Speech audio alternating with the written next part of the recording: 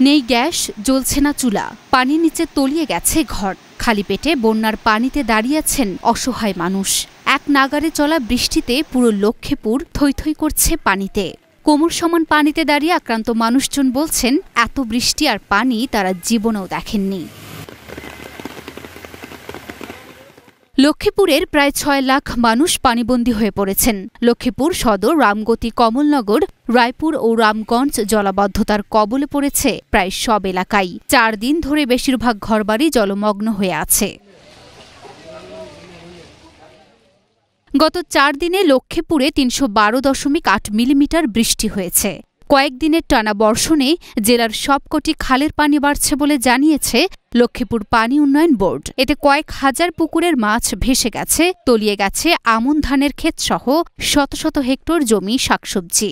চরাঞ্চলে সব নলকূপ ডুবে যাওয়ায় দেখা দিয়েছে সুপেয় পানির তীব্র সংকট। জলাবদ্ধতা নিরসনে সাধারণ মানুষদের নিয়ে কাজ করা হচ্ছে বলে জানান জেলা প্রশাসক। ইতিমধ্যে বিভিন্ন খালের বাঁধ কেটে দেওয়া হয়েছে। বন্যার্তদের নিয়ে যাওয়া হচ্ছে বিভিন্ন স্কুলে, খোলা আশ্রয় কেন্দ্রে। সেখানে অবস্থানরতদের জন্য নানা রকম শুকনো খাবারের ব্যবস্থা করা হয়েছে বলেও জানান জেলা প্রশাসক।